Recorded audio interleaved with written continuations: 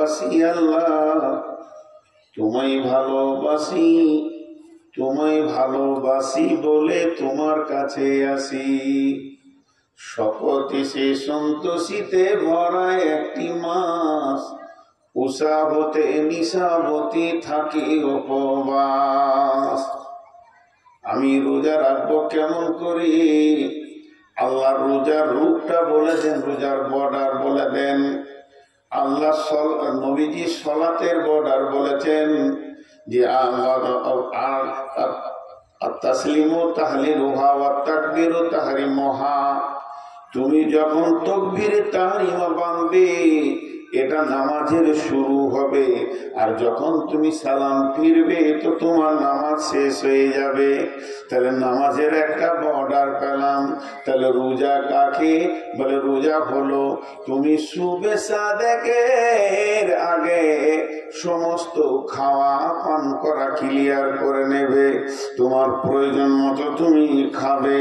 সাহারি খাও, সাহারির ভিতরে বরকত লুকানো আছে, আল্লাহর নবী বলেছেন। তাহলে আপনারা আমরা সাহারি খেয়ে নিলাম, এরপরে তুমি খেতে পাবে না। সকালে চা চলবে না, মাছ মাংস চলবে না, রুটি ভাত কিছুই চলবে না।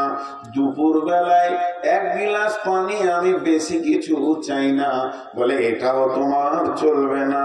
চলবে না তো চলবে না, গরুব শামস পর্যন্ত চলবে না। যতক্ষণ পর্যন্ত সূর্য না ডুবেছে অতক্ষণ পর্যন্ত চলবে না। পশ্চিম গগনে সূর্য ডুবে গেল, আমার আপনার কিনা মাগরিবের আজান হয়ে গেল। সাদা ভাষাই বলে দিই, ফজরের আগে থেকে মাগরিব পর্যন্ত আমি খেতে পেলাম না, আমি পান করতে পারলাম না। আমার দ্বারা খাওয়া পান করা সমস্ত কিছু বিরতি করতে হলো। শুধু তাই নয়, এই পর্যন্তই শেষ নয় বন্ধুরে। যদি আল্লাহকে বলি, আল্লাহ পৃথিবীর মহিলা তো আমার জন্য হারাম, তবে একটা মেয়েকে আমি হালাল করেছি, যাকে আমি মহারণা দিয়েছি, যাকে আমি বিবি বলে কাছে এনেছি, ওই মহিলাটা তো আমার জন্য হালাল। তাহলে এই ক্ষুধার্ত অবস্থায় একটু সময়টা কাটিয়ে নেবো, দুপুর বেলাটা জোহর থেকে আসর পর্যন্ত স্বামী স্ত্রী দৈহিক আনন্দটা করে নিব। আল্লাহ বলছে খবরদার চলবে না। তার মানে খেতেও দেবে না, পান করতেও দেবে না, বিবির কাছে আপনাকে আমাকে যেতে দেবে না। চারিদিক থেকে যেন আমি প্রতিবন্ধকতার ভিতরে পড়ে গেলাম। এখন আল্লাহ তাবারাক ওয়া তাআলা বলছেন, কেন আমি এই রোজাকে এত সম্মানী বানিয়েছি? ইন্নামা ইয়াতরুকু তাআমাহু ওয়া শারাবাহু। আর আমার গোলামেরা তারা আমার জন্য খাওয়াটা ছেড়েছে, আমার জন্য পান করা ছেড়েছে, আমার জন্য বিবির সঙ্গে সম্পর্ক ছেড়েছে।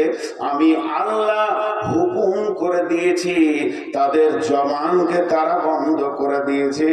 এর জন্য রোজার বদলা আমি আল্লাহ নিজে হব। তার মানে না খাওয়ার নাম হলো রোজা। সাদা ভাটায় দুটি কথা বললাম, এবার আমি একটু যুক্তিতে যাব 5টা মিনিট, তারপর আবার কোরআনের আয়াতে আসব। যুক্তিটা কি? যে আল্লাহ আমাদেরকে খেতে দিল না, পান করতে দিল না। একটা হলো মহব্বত, একটা হলো রাগ। একটা হলো মহব্বত, একটা হলো রাগ। জি, মানুষ রাগে, দুটা কথা আগে বেড়ে যাচ্ছে। আমার ভিতরও রাগ আছে। যে পুরুষের রাগ নাই সে পুরুষ নয়, সে হিজড়ে। জিহাদের মতো ইবাদতটা করতে গেলে রাগের দরকার আছে। উজু বিহীন যেমন নামাজ হয় না, উজু বিহীন নামাজ হয় না, উজু ছাড়া নামাজ হয় না, রাগ ছাড়া জিহাদের মতো ইবাদতটা হবে না। রাগ ছাড়া মানুষের একটা অভ্যাস আছে, আমি যখন খুব যদি রেগে যাই, 5 জন এসে বলবো আপনি মৌলবী মানুষ রাগ করছেন কেন? তার মানে মৌলবীদের জন্য জিহাদ কি মাপ আছে? মাপ নাই। তাহলে রাগ আমাকেও রাখতে হবে। আর পজিশন বুঝতে হবে যে মানুষকে কখন কথা বলতে হয়, কখন মিষ্টি বলতে হয়, কখন আমি রেগে আছি আপনি মিষ্টি করে বলেন, আপনি রেগে আছেন আমি মিষ্টি করে বলবো, তবেই পৃথিবী চলবে। জি ভাই, এক হুজুর মৌলানা সাহেব মানুষ বাথরুমে যাচ্ছে তাড়াহুড়ো করে বালতি নিয়ে, এখন নিম্ন চাপ উঠেছে, এমন সময় গিয়ে একজন বলছে আসসালামু আলাইকুম। কেমন লাগবে? কাপড়ে পায়খানাই হবে। এই অবস্থায় পজিশন বুঝতে হয়। কিছু ছেলে আছে পজিশন বোঝে না। তো যে কথাটা আপনাদের সামনে আমি বলতে চাইছি যে একটা হলো রাগ আর একটা হলো মহাব্বত। রাগ কেমন? রাগ কাকে বলে? উদাহরণ, একটা ছোট একটা ভাই আছে, উদাহরণটা মন দিয়ে শুনে। ছোট ভাই ক্লাস 3-তে কিংবা 4-এ পড়ে, স্কুল যায়নি। বড় ভাই এসে বলছে তুই স্কুল গেলি না? মানে স্কুল গেলি না কেন? তুই চুপ করে যে মারেছে একটা কানে চর, স্কুল যাবি না? বড় ভাই মেরেছে, ও রাগ করে নিলে ভাত খাবে না। মারলে কেন? উইও বাপের বেটা আমিও বাপের বেটা, আমাকে মারবে কেন? ভাত খেলো না, শুয়ে আছে। জোহরের নামাজ হয়ে গেল, শুয়ে আছে। মা ডাকছে, বোন ডাকছে, খাবো না। তখন মা বলছে বড় বেটাকে, মেরেছিস তুই? ডাক ডাক, খাইনি কয়েককে রাগ করে। তখন বড় বলছে উনা খাগা, ওকে আমি ডাকতে যেতে পারবো না। এটা একটা কথা। আর খান খান, জি মৌলানা সাহেব এসছেন? বলে হ্যাঁ। নাস্তা খান? না খাও না। তো ভাত খান? না ভাত খান। রুটি খান? না এক কাপ চা খান? দরকার নেই। তার একটা পান খান। এই খান খান এটা হলো মহব্বতের প্রতীক। খবরদার খাবি না, এটা হলো রাগের প্রতীক। অথচ আমার আল্লাহ লাখো মায়ের থেকে মহব্বত বান্দার উপরে বেশি রাখে। আল্লাহর দাবি মায়ের থেকে লাখো কোটি গুণের মহব্বত বান্দার উপরে আল্লাহ বেশি রাখেন। আল্লাহ যে কত মহব্বত, কেউ বলে 99টা মায়ের থেকে, কেউ বলে 1000 মায়ের থেকে, কেউ বলে কোটি। জি না, এর কোনো হিসাব নাই। একটা মায়ের মহব্বতের সঙ্গে আল্লাহর মহব্বতের কোনো তুলনা করা যাবে না, এত মহব্বত। কিন্তু বন্ধু, দুটোর মধ্যে পার্থক্য কি? যদি কোনো ছেলে না খেয়ে রাগ করে, মা বেচैन হয়ে যায়, বেটা খেয়ে নাও। যদি কোনো ছেলে না খেয়ে রাগ করে, মা বেচैन হয়ে যায়। আর আমার আল্লাহ দাবি করছেন আমার মহব্বত বেশি। আবার পুরা একটা মাস আমাদেরকে একদম সুবে সাদেক থেকে সূর্য ডোবা পর্যন্ত খাওয়া পানাহার থেকে বিরত রেখে দিয়েছে। তাহলে কাজের সঙ্গে দাবি তো মেল হচ্ছে না। আল্লাহর দাবি মহব্বত বেশি, কিন্তু কাজের দিকে এগিয়ে দেখছি আমার রব কিন্তু কাজের ময়দানে গজবটা বেশি দেখাচ্ছে। জি না বন্ধুরে, চলেন আবার আয়াতে যাই। বিসমিল্লাহির রহমানির রহিম। ইয়া আইয়ুহাল্লাযীনা আমানু, হে ঈমানদারেরা, কুতিবা আলাইকুমুস সিয়াম, হে আমার গোলামেরা, ওরে আমার মুমিন বান্দারা, তোমাদের উপরে আমি রমজান মাসের সিয়ামকে ফরজ করে দিলাম। একদম অপরিহার্য বিবেক যদি তোমার থাকে, যে শর্তগুলিতে তুমি মাপ পাবে, সফরে পাবে, অসুস্থতে পাবে, পরবর্তীতে রেখে নেবে, মেয়েদের মেন্স হলে পাবে, পরবর্তীতে রেখে নেবে, সমস্ত শর্তকে ধরে বাদ দিয়ে তোমাদের উপরে আমি ফরজ করে দিলাম, যেমন ফরজ করেছিলাম তোমাদের পূর্বপুরুষের উপরে। এখন যদি আল্লাহকে জিজ্ঞেস করি, মাবুদ তুমি এত কঠিন একটা ইবাদত দিলে, লাভটা বলে দাও। আমার রব বলছেন লাআল্লাকুম তাত্তাকুন, লাআল্লাকুম তাত্তাকুন। রোজা একটা ডাইসের নাম, রোজা একটা ফর্মার নাম। ইটের যেমন ফর্মা আছে, টালির ফর্মা আছে, ওখানে মাটি দিলে ইট হয়ে যায়, ওখানে মাটি দিলে টালি হয়ে যায়, তেমনি রোজা একটা ফর্মার নাম। এর ভিতরে যে ঢুকবে ও মুত্তাকি হয়ে যাবে। আমি রোজাকে এমন পেটেন দিয়ে বানিয়েছি, রোজার ভিতরে ঢুকলি অটোমেটিক সে মুত্তাকি হয়ে যাবে। লাআল্লাকুম তাত্তাকুন। আমি বান্দা তোমাদেরকে না খাইয়ে রাখছি, তোমাদেরকে আরো আপারে তোলার জন্য। তুমি বুঝবে না, তোমার সে জ্ঞান নাই, তোমার বুঝার সে জ্ঞান নাই। আমি তোমাদেরকে মুত্তাকি করতে চেয়েছি। কোরআন হাদিসের ভিতরে, কোরআন এবং হাদিসের ভিতরে যতগুলো সাতা আছে, যতগুলো দরজা আছে, যতগুলো ক্লাস আছে, যতগুলো সেকশন আছে, সব থেকে দামি সেকশন হচ্ছে মুত্তাকি, পরিষ্কার হওয়া। মুত্তাকি পরেশগার হওয়া। আল্লাহ বলছে তোমাদেরকে আমি রোজাতে মুত্তাকি বানাই। তোমরা মানবে না, আমি বানাই। তোমরা মানবে না, আমি বানাই। আমি মেহেরবান, তোমাদেরকে আমি ক্যাপাসিটি করে বানিয়ে নিই। যেমন একটা উদাহরণ দিব আপনাদেরকে, উদাহরণটা মন দিয়ে শুনলে বুঝতে সুবিধা হবে। ভাই আল্লাহকে সাক্ষী রেখে বলছি, মিথ্যা বলিনি। ওই আল্লাহকে আমাকে জান দিতে হবে, কিয়ামতের মাঠে যেতে হবে। প্রচুর সুগার বেড়ে গেছে, 3-4 দিন হলো। যাক, আর একটা জলসা আছে, তারপরে ডাক্তার দেখাবো ইনশাআল্লাহ। রমজান মাসে আবার অনেকগুলো সফর আছে, বাংলাদেশে যেতে হবে। 15 দিনের জন্য জলসা নাই, আমি নিজের কাজে যাব। তো যাই হোক, আল্লাহ বানাচ্ছে, আমরা বানবো না, আল্লাহ বানাচ্ছে। সেটা কেমন একটা উদাহরণ দিচ্ছি। আমরা যে নামাজের রুকুন গুলো চেঞ্জ করি, একটা তকবীর করি। তকবীরটা কি বলি? আল্লাহু আকবার বলি না ভাই? একটা তকবীর আমরা সবাই বলি, ইমাম সাহেব বলে, আমরা উঠা বসা করি। সেই তকবীরটা কি? আল্লাহু আকবার। কিন্তু নামাজ, সালাত কাকে বলে?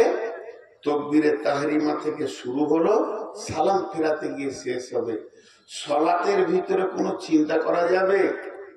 জি ভাই, আপনারা মুখ খুলেন। সালাতের ভিতরে কোনো চিন্তা করা যাবে? এই যে মাধ্যমিক পরীক্ষা হয়ে গেল 3 দিন আগে, এই ছেলেগুলো যদি 0 পায়, লাভ হবে? একবার আপনারা আমার সঙ্গে 2 মিনিট কথা বলেন। 0-র কোনো মূল্য আছে? ডান দিকে যদি বসে, হ্যাঁ, যদিও 0 ঠিক জায়গায় বসালে 10 গুণ বেড়ে যাবে। পারবে কি পারবে না? তাহলে 0-রও মূল্য আছে। তো হারাম, হারাম, হারাম ভালো জিনিস না খারাপ জিনিস? সবাই বলেন হারাম ভালো না খারাপ? জি, কিন্তু হারাম খারাপ। কাবা শরীফের নাম হচ্ছে হারাম শরীফ। কাবার নাম হারাম। মক্কাওয়ালারা জিজ্ঞেস করে হারাম হারাম, গাড়িওয়ালারা বলবে হারাম হারাম হারাম। আপনি হারামে যাবেন, তাহলে ওটা ভালো না খারাপ? এবার ভেজাল লেগে গেল, ওটা ভালো। এবার পৃথিবীর সব থেকে বড় ইবাদত হচ্ছে সালাত। এর থেকে বড় ইবাদত আর নেই। এটা আল্লাহ বান্দা বান্দা আল্লাহ হয়ে আছে, এখনো কোনো ফেরেশতা মাঝে ঢুকেনি। তো এই এই এই সালাতের প্রথম তাকবীরটার নাম কি? তাকবীরে তাহরিমা। সবাই বলে তাকবীরে, বাংলায় বলে হারাম তাকবীর। ওর নাম হারাম কেন হলো? এবার বলেন। হারাম দিয়ে শুরু হলো নামাজ, আর শেষ হবে হালাল দিয়ে। কেন হারাম বলা হলো সবাই আপনারা জানেন, তাও বলে দিচ্ছি।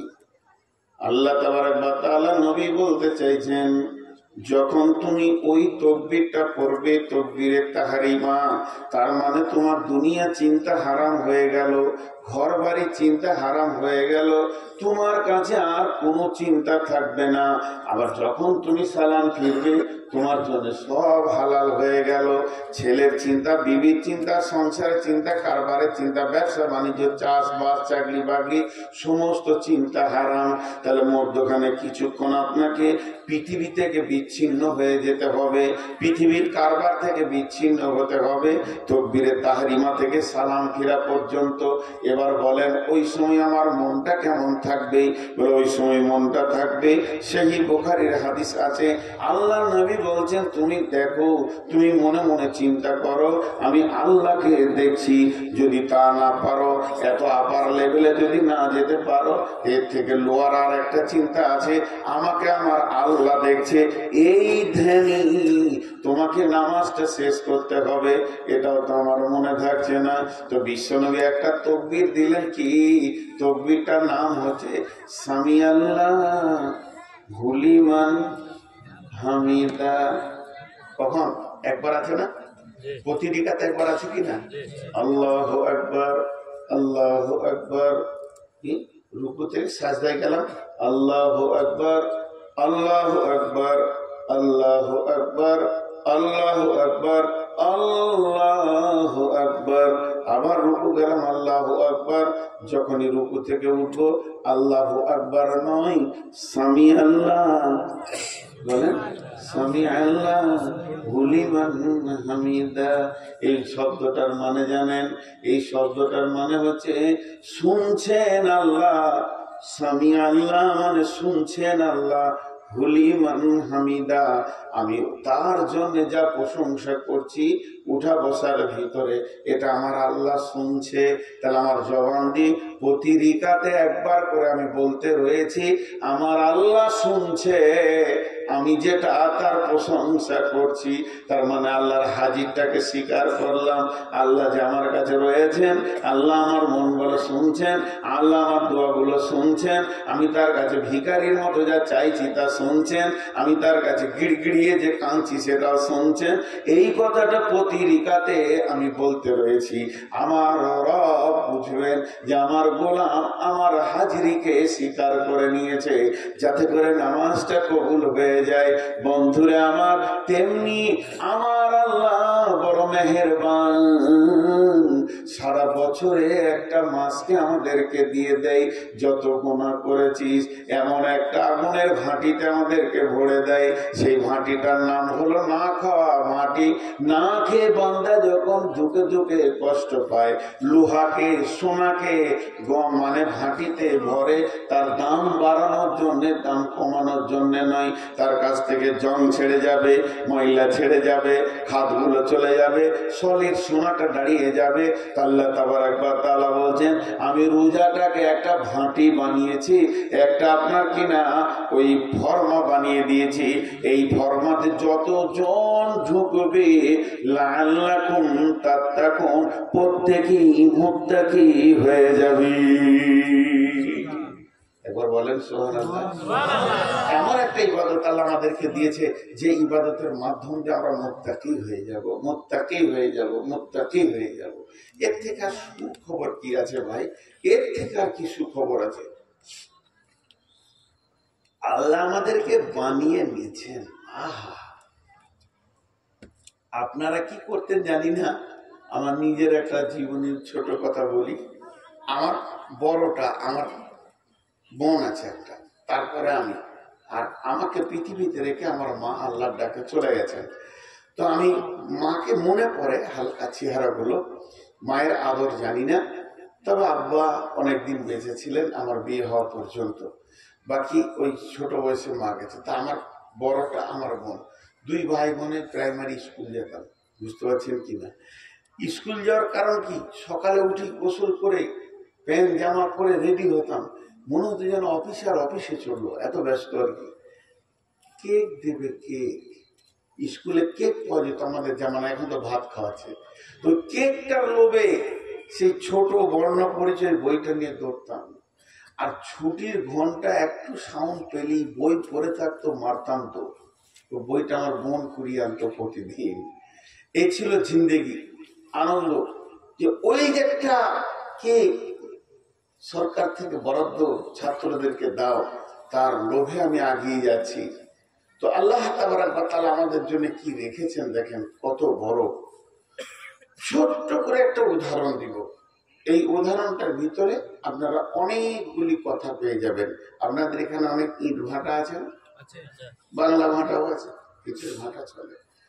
তো যে মিস্ত্রি ইট বানাবে ও একটা কোদাল আর বালতি নিয়ে বের হয়েছে বাড়ি থেকে। দু বালতি পানি মেরে দিল মাটিতে, এবার কোপ মারতে শুরু করেছে।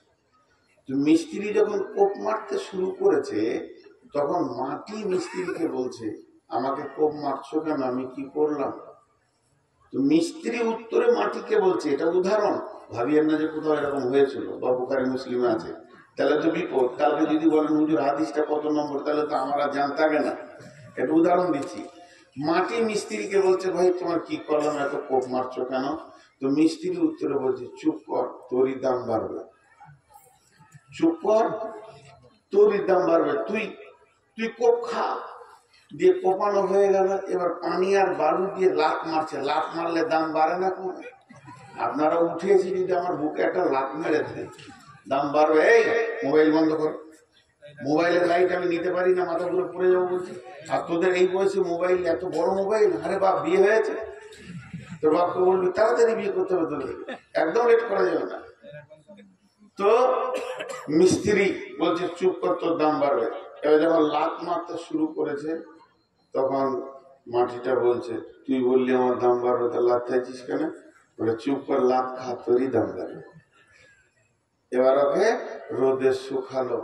রোদে যখন শুকাচ্ছে তখন মিস্ত্রিকে দেখে ইট বলছে, একটু পানি দে ভাই, ভিতর টান মারছে না। চুপ কর, পানি দিলেই তোর দাম কমে যাবে, পানি না দিব তো তোর দাম বাড়বে। ওটা সহ্য করলো। এরপর ভাটিতে চড়িয়েছে, এবার কালো কয়লাটা পাশে এসেছে, কয়লাকে দেখে ইট বুঝে নিয়েছে মাল খারাপ, নিজে জ্বলবে আমাকে জ্বালাবে, নিজে জ্বলবে আমাকে জ্বালাবে। তখন মিস্ত্রিকে ডেকে বলছে, ভাইয়া প্রথমে আমাকে কাটলি, ধৈর্য ধরলাম, লাত মারলি, কিছুই বলি নাই, ফরমাতে ভরে দুটা কিল মেরেছিস, সেটাও সহ্য করেছি, রোদে শুকাইলি, পানি দিলি না, এখন এমন একটা কাজ শুরু করে দিয়েছিস, এই আগুন জ্বলবে, আমাকেও জ্বালাবে, এখন কি বলছিস বল? বলছে ভালো করে পুরবি তো বেশি দামটা হবে, আর ছালট হয়ে যাবি তো লোক নিয়ে গিয়ে রাস্তায় ফেলে দিয়ে তোর মুখে জুতা মারবে, আর ভালো করে পুরবি তো কাজে লাগবে। এবার ইটটা এ গ্রেডে পুড়েছে, তখন মসজিদওয়ালা, মাদ্রাসাওয়ালা, আপনারা মসজিদ বানাবেন, গিয়ে ইটটাকে ধরেই বলছেন, এটা কই দাম নেবেন বলেন, এটার দাম যা লাগবে, এই মালটাই আমাদের মসজিদে লাগবে। তখন ইট বলছে, বন্ধুরে কত লাখ খেলাম তোর খবর নাই, বন্ধুরে কত কোপ খেয়েছি, ভাটিতে পুড়েছি, জ্বলেছি, আজকে আমি যদি মসজিদের দেওয়ালে লেগে যাই, কেমন পর্যন্ত দাঁড়িয়ে দাঁড়িয়ে তেলাওয়াত শুনতে পাবো, আজান শুনতে পাবো। আমি যদি স্কুলের মাদ্রাসায় লেগে যাই, আমার কাছে লোক শিক্ষা গ্রহণ করবে। তাহলে আজকে বুঝেছি কোন জায়গা থেকে এসে কি দাম লেগেছে। বন্ধু আমার, এটা একটা মিশাল দিলাম, আর একটা ছোট্ট মতো মিশাল দিই। আমাদের বাম পাশে যারা রয়েছে মা বোন, মেয়ে ছেলে আছে, এরা শোনা পরে কানে, নাকে, হাতে, গলায় শোনা পরে, কথা বলে না, ঘুমিয়ে দেখেন কতবার খেলা, এক টাকা কমেনি, জিভটা আটকিয়েছে ভাই। তো এরা শোনা পরে জি না, কোন মেয়ে শোনা পড়ে না, যেটা পরে ওটার নাম গয়না। সোনার গয়নার মধ্যে পার্থক্য আছে। মেয়েদের কাছে কোনো সোনার মূল্য নাই।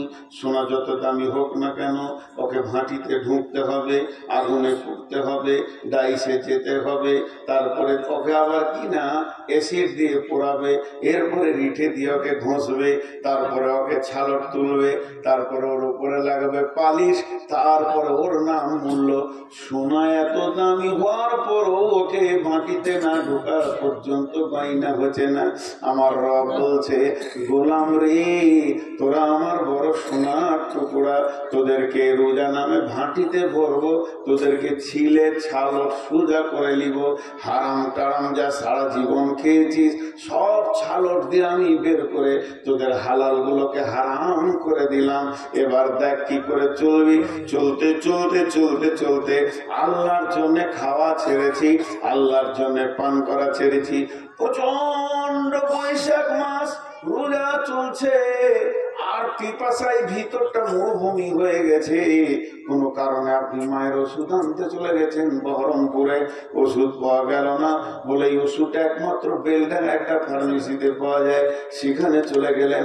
ওষুধ নিয়ে যখন বাড়ি ঢুকছেন 1:30 বেজে গেছে, পিপাসায় মনে হচ্ছে বুক ফেটে গেছে, মাথা তাঁতা করে ঘুরছে। বিবিকে বললেন কলটা চেপে দেন, কিংবা সাবমার্সেল চালিয়ে দিলেন, মাথার ওপরে ঠান্ডা পানিটা গোটা গা দিয়ে বয়ে পড়ছে। তখন আপনি মুখটা টিপে বন্ধ করেছেন, যদি 2 ঢোক খেয়ে এলেন, ভিতরে যদি চলে যায়, ভিতরে চাহিদাটা মিটে যাবে, কেউ দেখতে পাবে না, গাঁওয়ালা দেখবে না, বিবি বুঝতে পারবে না, ছেলে দেখবে না, দেশওয়ালা দেখবে না, ইমাম মজ্জেন দেখতে পাবে না, হাজি গাজি বুঝবে না যে পানি পান করে নিয়েছেন, সম্মান আপনার থেকে যাবে রোজাদার বলে। কিন্তু আপনার বিবেক বলছে পৃথিবীর কেউ না দেখলে আমার রব জেনে নিবে গোলাম খেয়ে ফেলেছে, রোজা আমার হবে না। তখন আমার আল্লাহকে কত ভালো লাগে। এরপর বাড়ির ভিতরে শুয়ে আছেন, দরজাটা লাগানো আছে, কেউ নাই, বিবি আছে, বিশ্বের কেউ জানবে না। সে আপনার পিয়াস বুঝে, তার পিয়াস আপনি বুঝেন। 15 বছরের বিবি ইশারা সব কিছু বুঝে নিতে পারে, তারপরও তার গায়ে হাত দিলেন না। পৃথিবীর কেউ না দেখলে যে রব আমাকে রোজার হুকুম করেছে তার দৃষ্টি আছে, তাহলে সেটাও হলো না। ঘরে বিবি নাই, বাইরে আছে, মা বাপ কেউ নাই, হুরকাটা লাগিয়ে দিলাম, দরজার চিটকিনিটা লাগিয়ে দিলাম, আমার চৌকির নিচে আছে খানা, রুটি আছে, মাছ আছে, মাংস আছে, ভাত আছে, ফ্রিজ আছে, কোল্ড ড্রিঙ্কস আছে, ফল আছে, কলা আছে, দই আছে, চিড়ে আছে, ঘরে মালে ভর্তি হয়ে আছে।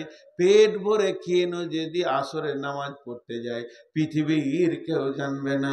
শুধু মানুষ খায় না কেন, একমাত্র আল্লাহর ভয়ে খাই না। এর জন্য আল্লাহ তাবারাক ওয়া তাআলা হাদিসে কুদসির মধ্যে বলেছেন, এই হাদিসটা হাদিসে কুদসি, ইয়াকুলুল্লাহু আযজা ওয়া জাল কুল্লু আমালি ইবনে আদম লাহু ইল্লা সিয়াম ফাহুয়া লি আনা আজিজিবি। আল্লাহ তাবারাক ওয়া তাআলা বলছেন, সারা পৃথিবীর যত ইবাদত আছে ইবনে আদম নিজের জন্য করে, কিন্তু যে সিয়াম রাখে সে আমার জন্য রাখে। আর এর আজিজিবি, এর সব থেকে বড় প্রাইজ হলো কি? এর প্রাইজ জান্নাত নয়, এর প্রাইজ জান্নাতুল ফেরদাউস নয়, এর প্রাইজ কিছুই নয়, এর প্রাইজ হচ্ছে আমি আল্লাহ নিজে। কিয়ামতের দিনে আমি রোজাদারদেরকে দেখা করতে যাব এবং বলবো, হাসরবাসী তোমরা যারা রোজা রেখেছ তোমাদের বদলা এসে গেছে, তোমরা যেটাকে পেতে চেয়েছো সে আল্লাহ চলে এসেছে, তোমরা তোমাদের প্রাইজকে গ্রহণ করে নাও। রোজাদারের 2টি খুশি, একটি খুশি ইফতারে, অপরটি হয় আল্লাহর দিদার রোজ হাসরের প্রান্তরে। কত খুশি রোজাদারের 2টি খুশি, একটি খুশি ইফতারে, অপরটি হয় আল্লাহর দিদার রোজ হাসরের প্রান্তরে।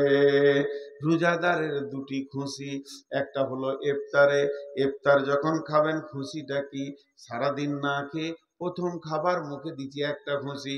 নাম্বার 2 খুশি, আমি যে সারাদিন রোজাটা রাখলাম, আল্লাহ আমাকে রাখার তৌফিক দিলেন, আমার আমল নামাতে আজকে একটা রোজার নেকি লেখা হয়ে গেল, এটা একটা আনন্দ। 3 নম্বর ঈদুল ফিতর বলা হয়, ওটা হলো আনন্দের দিন। কেন? আজকে পহেলা সওয়াল, আমার রব আনন্দ দিয়েছে আমাদেরকে, ঈদগাহে গিয়ে আনন্দ করব। আমার 30টা রোজার সবকে লেখা হবে, আমার আমার জীবনের গুনাহ মাফ হলো, আল্লাহ আমাকে মুক্তি দিলেন, আমার শরীরের সমস্ত জঙ্গল ঝরে গেল, আমি সলিড সোনাতে দাঁড়িয়ে গেলাম। আল্লাহ তাবারাক ওয়া তাআলা রোজাদারের সঙ্গে রমজান মাস কিয়ামতের দিন নিজে মোলাকাত করবি। এরপরে আমি একটা হাদিস পড়েছি। জি ভাই, মাঝে একটা ছোট্ট করে কথা বলি। আমার 1 ঘন্টা বকা হলো, আর আধা ঘন্টা দিব আজকের মতো। বারবার পানি পান করছি। আমি চেয়েছিলাম যে 12টার আগে পর্যন্ত দেন। মানুষের একটা ধারণা, এই যে মৌলানা আউয়াল আছে, আমার আগে যিনি বক্তব্য রাখলেন, ভালো মানুষ। আমার নজরে, আমার যতটুকুই জ্ঞান আছে, পশ্চিমবঙ্গে যতগুলো বক্তাকে আমরা বেশি বক্তা দেখি, তো উনি একটা ভালো মানুষ। এবং ওনার যে ইলমেটা আছে, আমাকে 10 বছর পড়াবে। আমাকে প্রধান বক্তা করেছেন, উনি আমাকে 10 বছর পড়াবেন, এরকম মানুষ। কিন্তু মানুষ ওনাকে তুলে দিয়ে ওর কাছ থেকে খালি আদায় নিতে চায়। আদায় নেওয়া বাদ দিয়ে যদি 2টা হাদিস শুনেন, আপনার আমার জিন্দেগি চেঞ্জ হবে।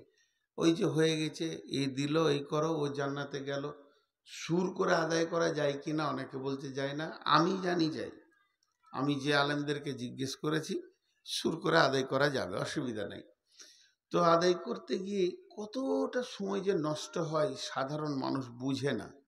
আর আপনার নামটা যদি 2বার নাই বলে চুপচাপ যদি নামিয়ে দেন, জি ভাই, এই টাকাটা ধরেন, এটা একটা টাকা, ওইখান থেকে নিয়ে আসছেন আপনি, টাকাটা আমাকে দিচ্ছেন, দিয়ে বলছেন আমার আব্বা কবরে আছে, দোয়া করে দেন। 100 বার দোয়া চাইবেন, 100 বার, 100 বার, 100 বার, 100 বার। ঠিক আছে, ঠিক আছে, ঠিক আছে, ঠিক আছে, চাওয়া যায়, অসুবিধা নেই। একটা মুসলমানের কাছ থেকে দোয়া চাইবেন না তো কি চাইবেন? গালগালের চাইবেন যে আমার খানিক খিস্তি করে দেন? দোয়া চাওয়া যায়। কিন্তু এর থেকে আর এক ধাপ আপারে আছে। কি আপারে আছে বলেন তো? আমার কাছে আপনি একটা মোবাইল কিনতে এসেছেন, বলছি এই মোবাইলটা 40,000, এই মোবাইলটা হচ্ছে 42,000, 2,000 টাকা বেশি, এর থেকে এটা অনেক গুণে ভালো, তো ভালোটাই আপনি নেবেন। দুটোই 40,000, এটা ভালো এটা খারাপ, ভালোটাই আপনি গ্রহণ করবেন। এবার ভালো একটা বলি, চুপচাপ টাকাটা টেবিলে দিয়ে বসে যান। কারণ দোয়া যাকে বলছে, সে আপনার কি দুশ্মন ছিল? আল্লাহর সাথে কি আপনার ঝগড়া হয়ে আছে আমি বলে দিব যে আপনার বাপ জান্নাত যাবে? তার থেকে আপনি টাকা দিয়ে যদি বলেন আল্লাহ আমি 2,000 টাকা দিলাম, আমার আব্বাকে মাফ করে দেন, আল্লাহ বেশি খুশি হবে। আমার গোলাম আমার কাছে চেয়েছে, আমার গোলাম আমার কাছে চেয়েছে, আল্লাহ এটা খুশি হবে, আল্লাহর সাথে আপনার সম্পর্ক জুড়বে। তো ভাই, চুপচাপ দিদার মতো নিয়ামত কিছু নেই। চলেন আমি হাদিসটা নিয়ে একটু ব্যাখ্যা করি। পেছনে একটা লোক বসার জায়গা পায়নি, ওকে কিভাবে জায়গা দিব? আমার চেয়ারটা দিব নাকি? অনেকক্ষণ দাঁড়িয়ে আছে, আবার বসতে যে দাঁড়িয়ে গেল, মাথাটা কাজ করছে না যে কোথায় এসেছি। অনেকক্ষণ দাঁড়িয়ে আছে, ও সেই হাঁচের টাওয়ারের মতো দাঁড়িয়ে আছে। আর এইদিকে এক মাল দাঁড়িয়ে আছে, ও মালটা যে কোথাকার আল্লাহ তাবারক ওয়া তাআলা জানেন। ওর বংশে কেউ বসে না কোথাও, ওর বাপ বসেনি, ওর দাদা বসেনি, তার বাপ বসেনি, তুই কেন বসবে? দাঁড়িয়ে আছে, খালি গা চুলকাইছে আর দাঁড়িয়ে আছে। আল্লাহু আকবার, আস্তাগফিরুল্লাহ। এখন আপনাদের সামনে হাদিসটা বলছি, শুনেন। বিসমিল্লাহির রহমানির রহিম। মান সামা রমাজানা ঈমানাও ওয়া ইহতিসাবা গুফিরা লাহু মা তাকাদ্দামা মিন জামবি ওয়া মান কামা কিয়ামাল লাইলি ওমান কামা কিয়ামাল লাইলাতুল কদরি ঈমানাও ওয়া ইহতিসাবা গুফিরা লাহু মা তাকাদ্দামা মিন জামবি। আমার কথাটা বোঝার চেষ্টা করেন। আল্লাহ রসুলের হাদিসটা টু দি পয়েন্ট আপনাদেরকে আগে তর্জমাটা শোনাই। বিশ্বনবী বলছেন, যে ঈমান ইহতেসাবের সঙ্গে 30টা রোজাকে রেখে নিল বা 29টা, তার বিগত জীবনের অনেক গুনাহ মাফ হয়ে যাবে। কোন কোন মুফাসসিরিন বলছেন সমস্ত গুনাহ মাফ হয়ে যাবে। আর কি বললো, কিয়ামাল লাইলি বলতে মানে তারাবি যে পড়লো 8 রাকাত, প্রতিদিন কামাই করলো না, কোয়ান্টিটি রেখে দিল। আর কিয়ামাল লাইলাতুল কদরে, লাইলাতুল কদর গুলোকে যে জাগলো, আল্লাহ নবী বলছেন গুফিরা লাহু মা তাকাদ্দামা মিন জামবি, তার পূর্বে যত গুনাহ আছে সব মাফ হয়ে যাবে। আবার কারো কারো সব নয়, মিন জামবি বলতে অনেক গুনাহ মাফ হয়ে যাবে। এখন সহজ ভাষাতে দুটি কথা বলি। রবিবার থেকে রোজা শুরু, যেদিন রোজা শেষ হবে ঈদের নামাজ পড়ে নিব, গোটা মাসটা রোজা রেখে নিব, জীবনের গুনাহ মাফ। আলহামদুলিল্লাহ বলতে ইচ্ছা করলো না? দেখেন কত খুশি হয়ে গেছেন আপনারা। আমি আর একবার বলছি, কে বিড়ি ধরিয়ে দিয়েছে, বিড়ির গন্ধ আমি নিতে পারি না। আরে সুবহানাল্লাহ, পেছনেই কেউ বিড়ি ধরিয়েছে। ভাই যে বিড়ি খেয়েছিস বিড়িটা ফেল, আল্লাহ তোকে তৌফিক দেখ, জাহান্নামে যে বসে খাবি, ওখানে আগুনও পাবি বিড়িও পাবি। বিড়িটা ফেল। তোকে এখন বিড়ি খেতে মন গেল? ছি ছি ছি ছি, না এখনো গন্ধ যেছে না। এ ব্যাগ কার? আও বলে রেখে দিয়ে চলে গেছে নাকি? ভালো হলো, আমি একটা ব্যাগ পেয়ে নিয়েছি। হ্যাঁ না, বিড়ির গন্ধ একদম নিতে পারি না, এত কষ্ট হয়। এবার এখানে একটা যুক্তি কথা বলছি, রোজাতে গুনাহ মাফ, ঠিক আছে না? আর আল্লাহ রসুল বলেছেন, হাদিসটা বুখারী মুসলিমের হাদিস, পৃথিবীর কারো কাটার ক্ষমতা নাই, কোনো মুফাসসির, কোনো মাওলানা, কোনো মুফতি, কোনো বক্তা কাটতে পারবে না, এটাই হাদিস, এটাই ঠিক। তাহলে সারা বছরের নামাজ পড়ে কি হবে? চালাও, চুরি করো, বাটপাড়ি করো, বেইমানি করো, লুচ্চামি করো, রান্ডিগিরি করো, বেশ্যাগিরি করো, আর যেখানে পাবে ডাকাতি করো, সুদ খাও, লুটে লাও, লুটেরাও হয়ে যাও, যা পারবে তাই করো। আর পশ্চিম দিকে যখন রোজার চাঁদ উঠে যাবে, গোসল করে মসজিদ ঢুকে পড়ো, আর ঈদের নামাজ পর্যন্ত রোজা রেখে লাও, জীবনের গুনাহ মাফ। কি বলেন? কথা বলে না? হবে কি হবে না? আরে গুনাহ মাফ হবে রোজাতে? আপনি না বলছেন কেন? নতুন বুদ্ধি বার করছেন কেন? হবে মাফ। চালান, লুটালুটি শুরু করে দেন।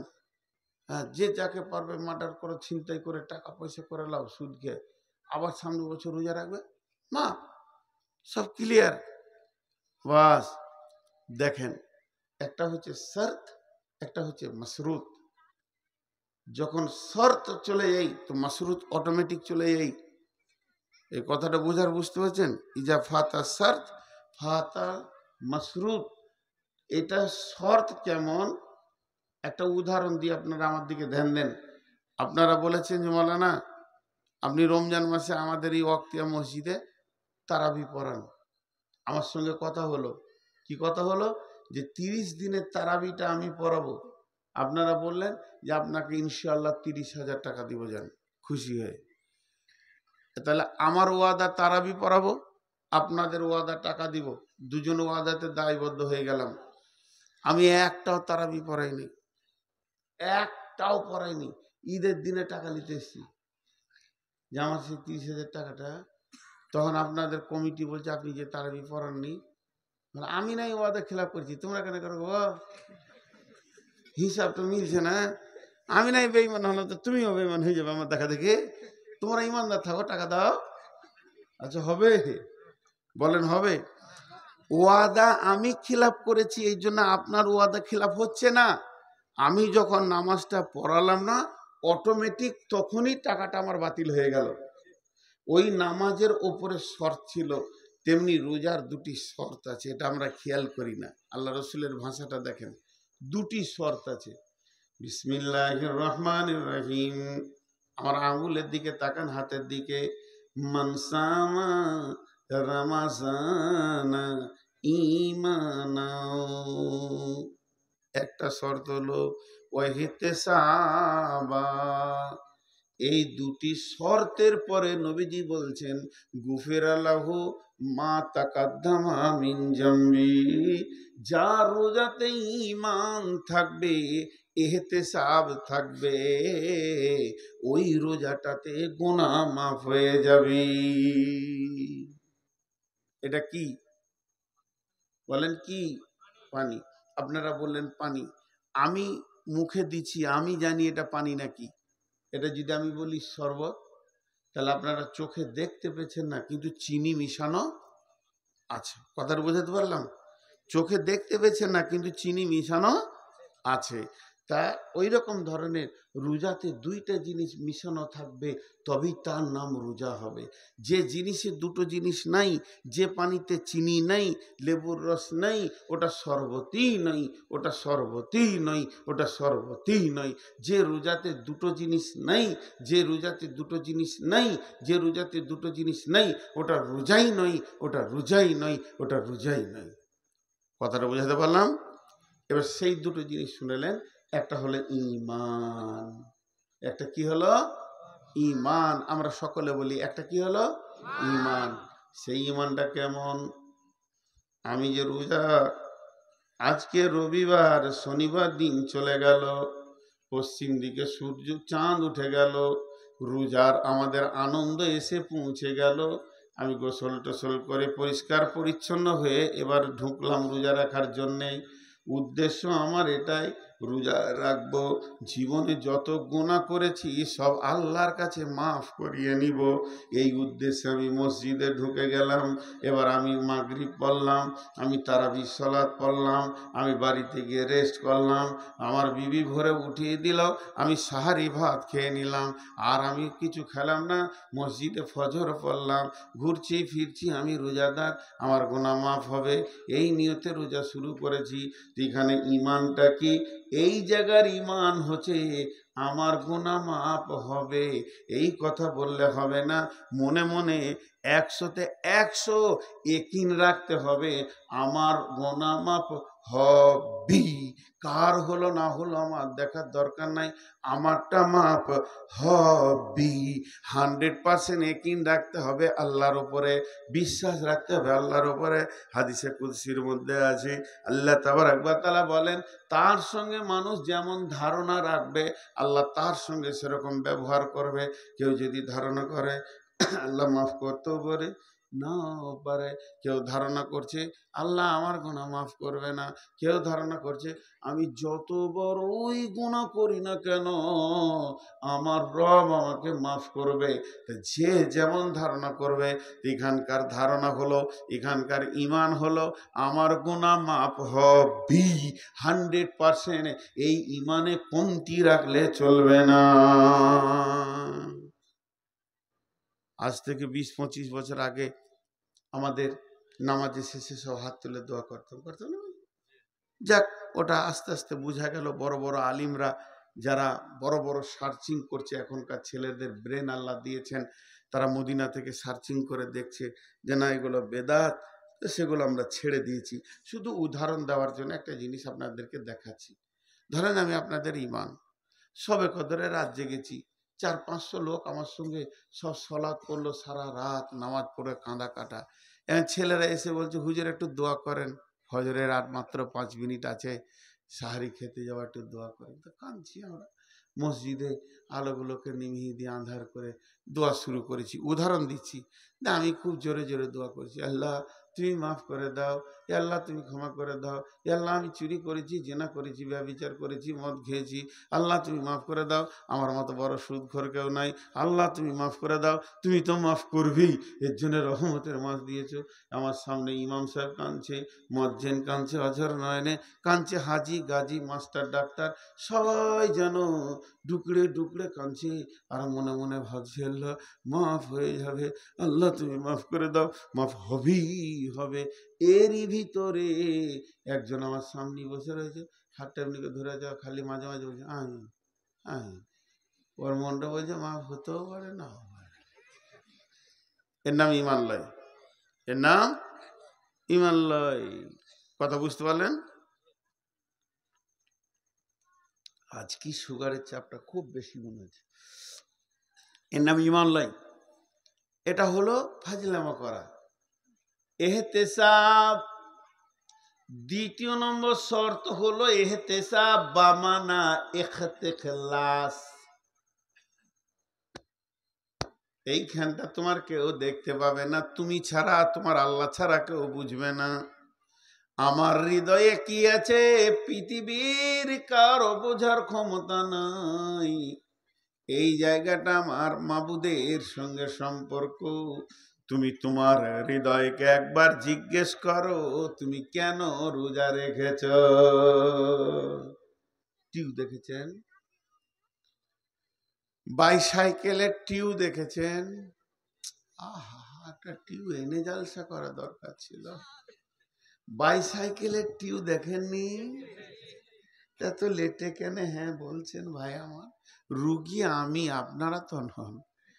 তো একবার সকলে বলেন, একটা বাইসাইকেলের গোল টিউ, নতুন টিউ দেখেছেন? মাশাআল্লাহ। ওই টিউয়ে একটা নজেল আছে, ওই নজেলে সিরিঞ্চি বা পাম্পার লাগিয়ে দিয়ে মারলি ওটা পাম্প হয়। একজন ভালো ব্রেনিয়ান ছেলে, আপনার গোপালপুর, এই গাঁটার নাম গোপালপুরে, অত ব্রেনিয়ান ছেলে কেউ নাই, ও বৈজ্ঞানিক হবে। একটা নতুন টিউ নিয়ে এসে নজেলে সিরিঞ্চিটা দিয়ে মারছে, আর ফাঁস মারছে, আর 1.5 ঘন্টা চালিয়ে ক্লান্ত হয়ে গেছে, পাম হচ্ছে না। তা একটা মুরব্বি পার হয়ে যাচ্ছিল, বলছে দাদু পাম হচ্ছে না। কই, টিউ তো নতুন। লাঠি করে নেড়ে দেখছে নজেলের পাশে 1 ইঞ্চি কাটা। তখন ও বলছে তোর টিউ যে কাটা রে ভাই, বলছে আমিই কেটেছি। আচ্ছা, ও বৈজ্ঞানিক হবে না? নিজের হাতে টিউ কেটে পাম দিছে, এর থেকে আর ব্রেনিয়ান ছেলে কে আছে? আচ্ছা, ওই টিউটা কবে পাম হবে? শুক্রবার হবে? কথা বলেন, শুক্রবার হবে? 1 সপ্তাহে হবে? 1 মাসে হবে? 1 বছরে হবে? সূরা ইয়াসিন পড়লে হবে? আহা, টিউ কেটে যে পাম দেয়, এর মতো বোকা পৃথিবীতে নাই। কিছু লোক আছে রমজানের প্রথমে মসজিদ ঢুকে নেয়, কিন্তু ঢোকার সময় নিয়ত করে খালি ঈদ হয়ে গেলে আর মসজিদে আসবো না। টিউ কাটা পাম দেনেওয়ালা মাল হাজির হয়ে গেছে মসজিদে।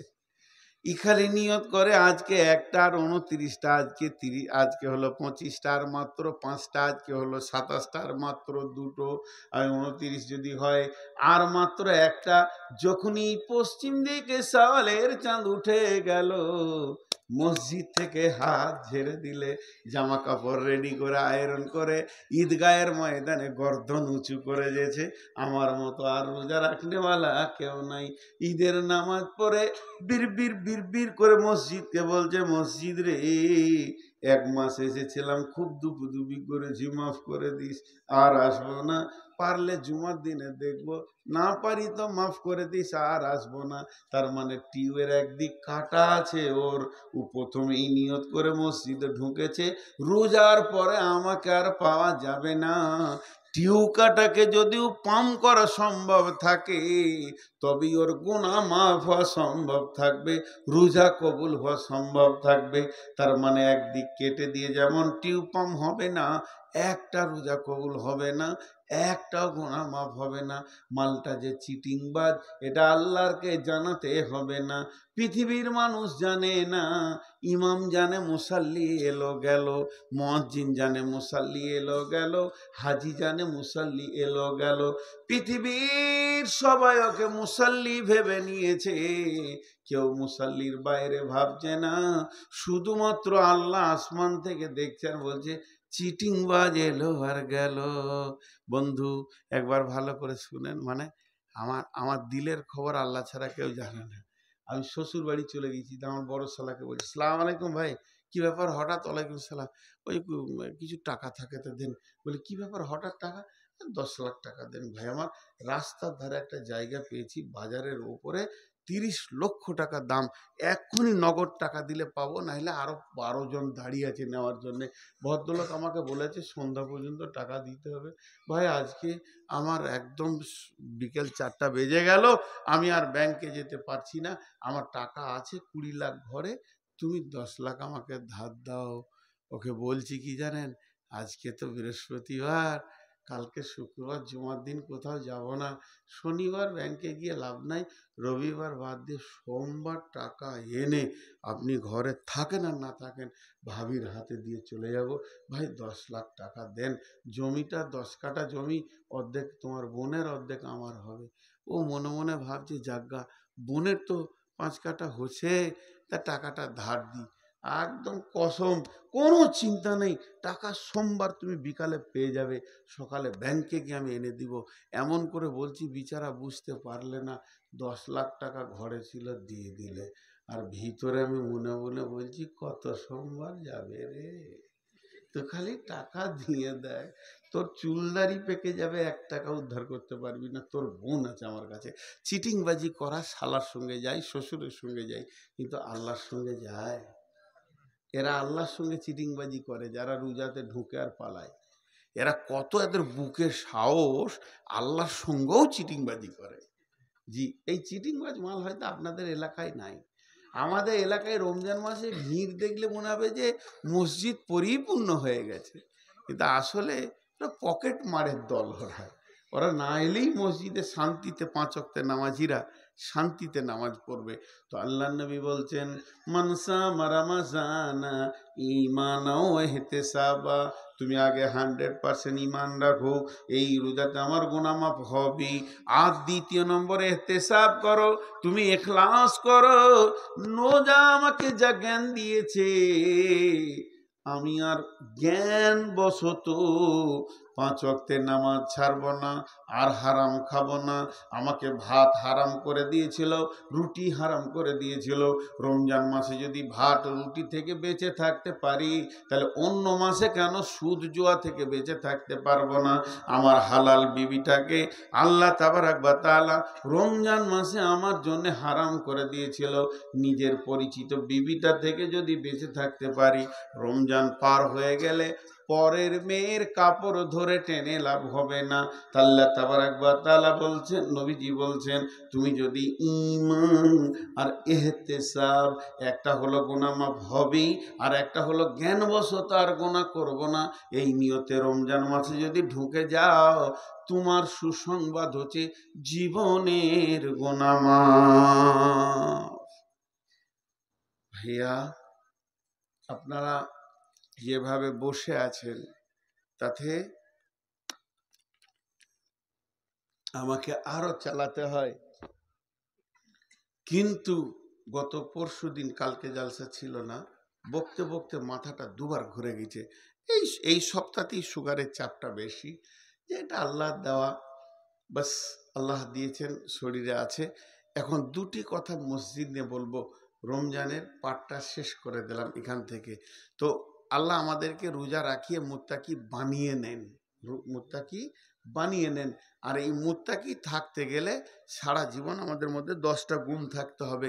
এই 10টা গুণ খালি তর্জমা করে দিয়ে তারপরে মসজিদ নিয়ে 2 মিনিট কথা বলে আমি পুরা 1:15 ছেড়ে দিব। মাত্র 15 মিনিট আপনাদের কাছ থেকে আমি ক্ষমা চেয়ে নিচ্ছি 2 ঘন্টা থেকে। বিসমিল্লাহির রহমানির রহিম। লাইসাল বিররা আন তুওয়াল্লু উজুহাকুম কিবালাল মাশরিকি ওয়াল মাগরিবি ওয়ালাকিন্নাল বিররা মান আমানা বিল্লাহি ওয়াল ইয়াউমিল আখিরি ওয়াল মালাইকাতি ওয়াল কিতাবি ওয়ান নাবিয়্যিন ওয়া আতাল মালা আলা হুব্বিহি যাবিল কুরবা ওয়াল ইয়াতামা ওয়াল মাসাকিনা ওয়াবনাস সাবিলি ওয়াসসাইলিনা ওয়া ফির রিকাব ওয়া আকামাস সালাতা ওয়া আতাজ যাকাতা ওয়াল মুফুনা বিআহদিহিম ইযা আহাদু ওয়াস-সাবিরিনা ফিল বাসাই ওয়াদ-দাররাই ওয়া হিনাল বাস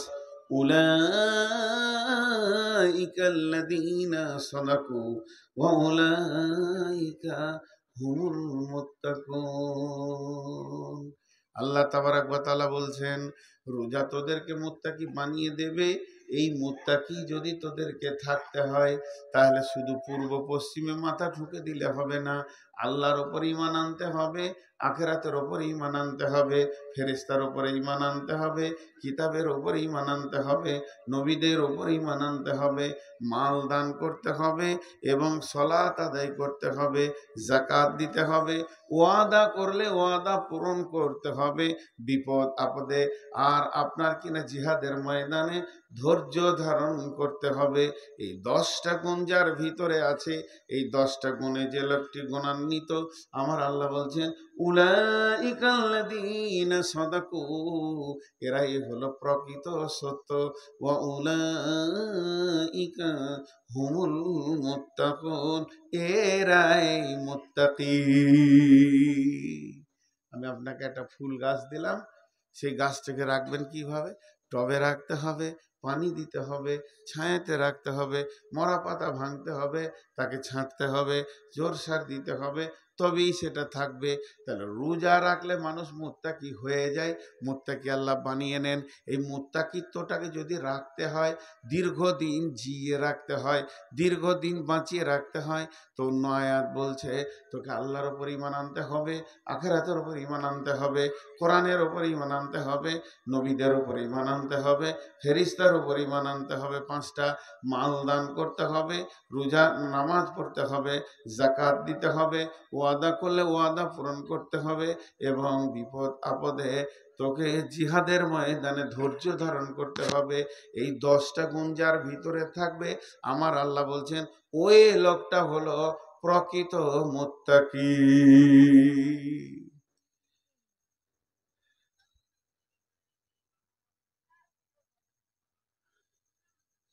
10টা বলে দিলাম, মুত্তাকির চ্যাপ্টারটা শেষ করে দিলাম, আমার মাথাটা ঘুরে গেল।